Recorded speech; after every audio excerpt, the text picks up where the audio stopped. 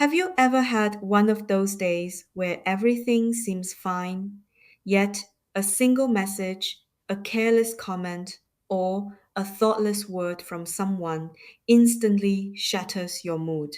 You lie awake at night, your mind replaying those moments, heart racing, unable to find rest.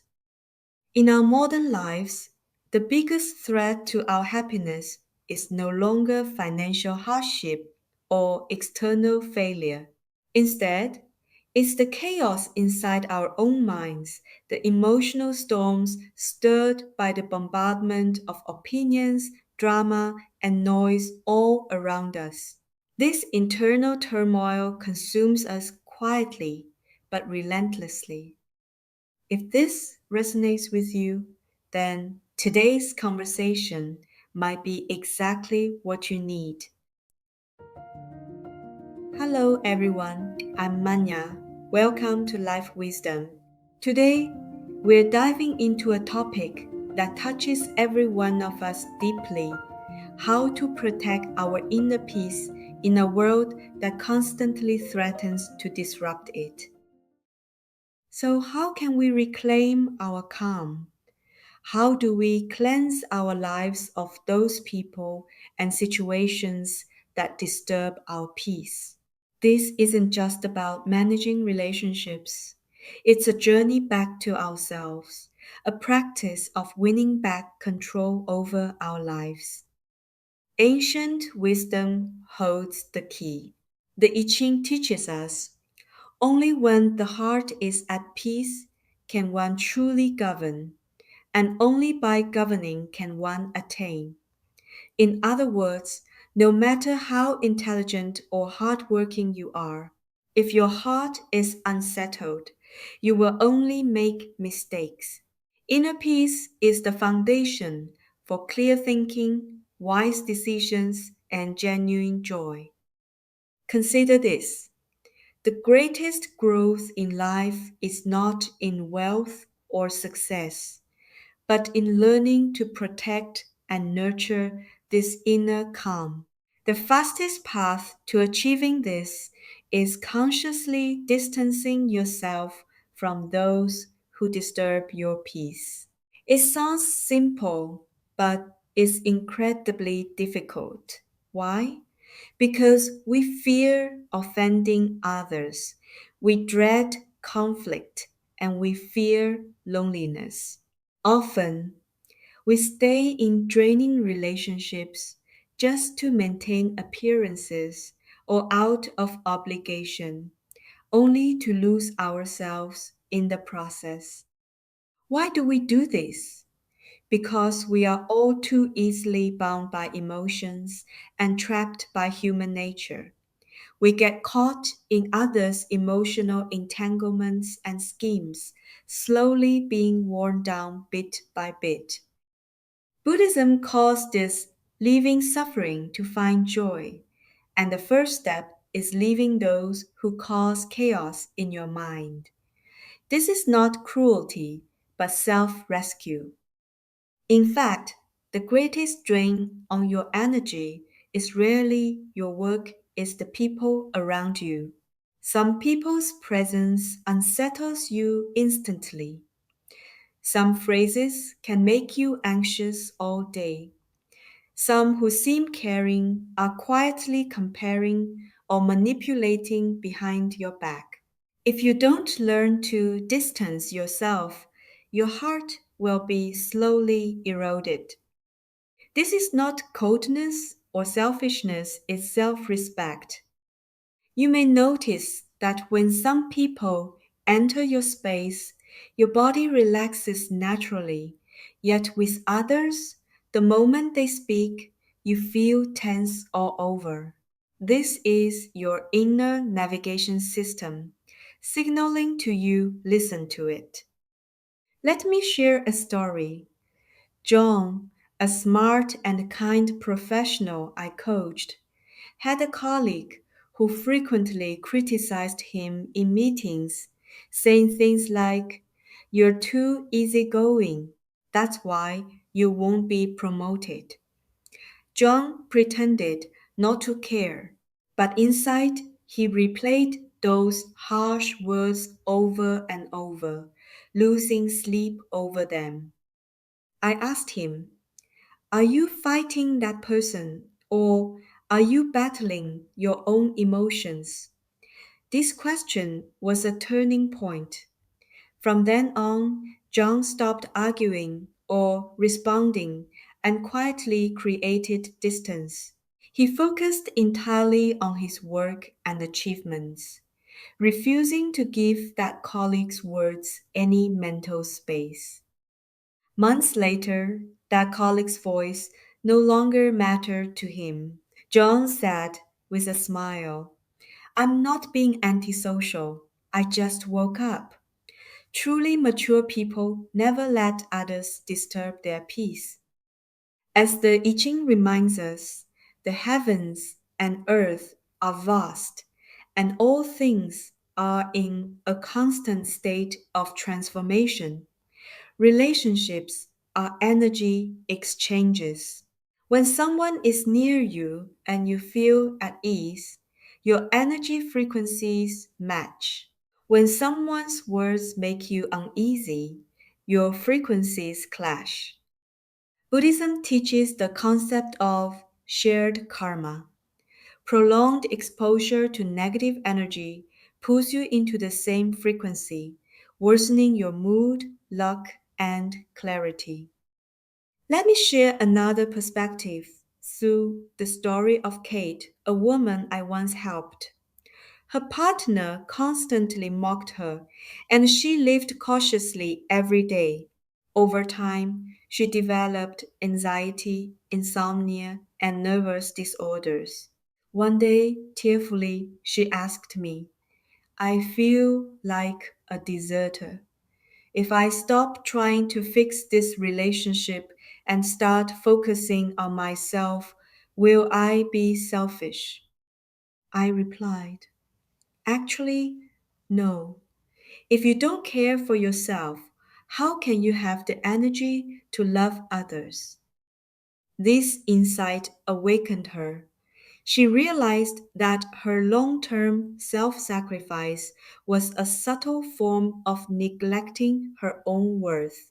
She began dedicating time daily for solitude, walks, and meditation, ceasing the emotional labor of pleasing her partner and instead investing her energy in healing herself. The Tao Te Ching says, without caring for yourself, others cannot thrive. Healthy relationships nourish both sides. They don't drain your energy like a straw sucking away your breath, your fortune, and your vitality. Distancing yourself from such people is not abandonment, it's self preservation.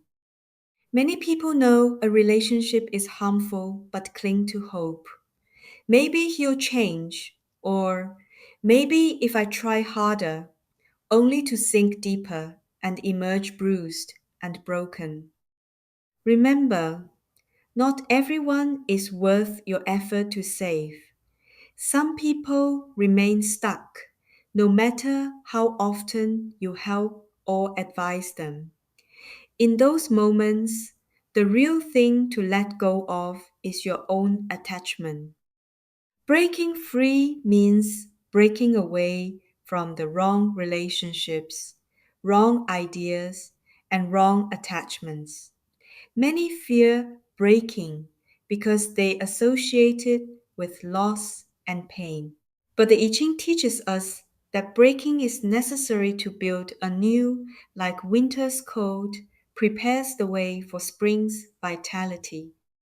Consider David, who worked diligently in the same company for 20 years before being laid off.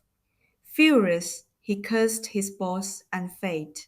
I asked him, what if this isn't punishment, but a divine nudge to change direction?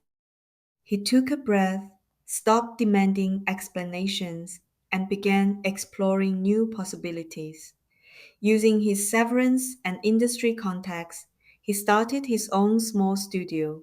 Today, David is freer and happier than ever. He told me, at first I thought it was a disaster, but now I see it was the greatest gift I ever received. Buddhism says, break attachment to find liberation. You must destroy old, unhealthy ties and beliefs to build your true self. Letting go feels like loss at first, but every ancient wisdom agrees. You must break before you can stand. Winter must pass before spring arrives. Old must leave so the new can grow. The hardest thing to manage is never difficult coworkers or family. It's the voice inside your own head. People easily thrown off balance are those controlled by their emotions. The I Ching says, when joy, anger, sorrow, and happiness arise without understanding the way, one loses the path. The angrier you are, the more you controlled. The more anxious, the worse your decisions, and the most hurt is yourself. Buddhism teaches when a single thought of Buddha arises, a million gates of treasure open. If you don't learn to stop anger and resentment, the cycle of suffering continues endlessly. I once had a student named Jane who was ostracized at work. She was furious, wanting to quit, but afraid of appearing weak. She couldn't sleep. I asked, who are you really punishing with your anger? She realized it was only herself. She shifted her approach, no longer reacting to noise, instead, practicing meditation and introspection, calming her mind and refocusing on her work.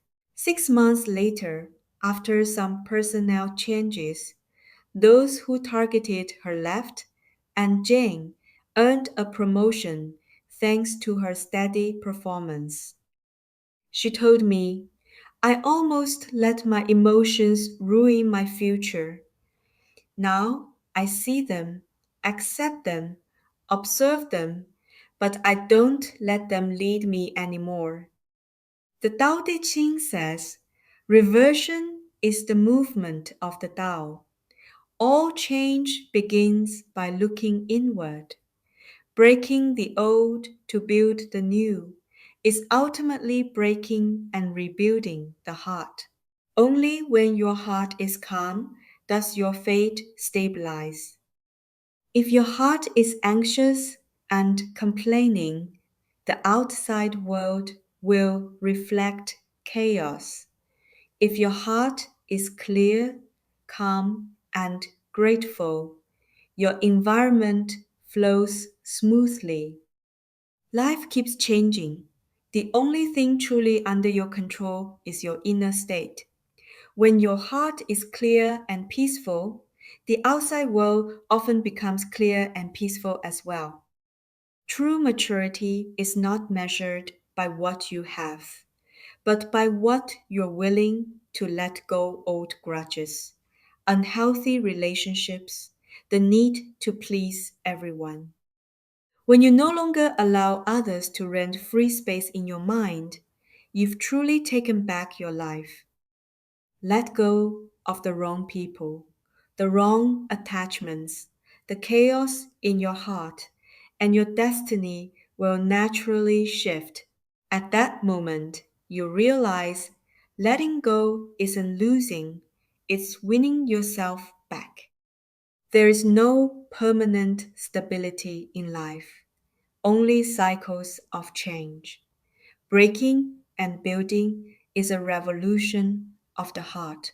Only by daring to break distractions can you build a strong self. Only by daring to let go can you embrace true rebirth. When your heart is no longer restless, your soul is finally free. Protecting your peace is not rejecting the world, but saving yourself. Starting today, try to listen to your inner guidance system and distance yourself from those who disturb your peace. When you quiet your heart, you'll find your work, relationships, and even your life's path quietly shift toward ease and happiness. Thank you for listening. If today's content touched you, please subscribe and share your story in the comments. Remember, calm mind is blessing, peace of heart is wisdom. Take good care of your peace. See you next time.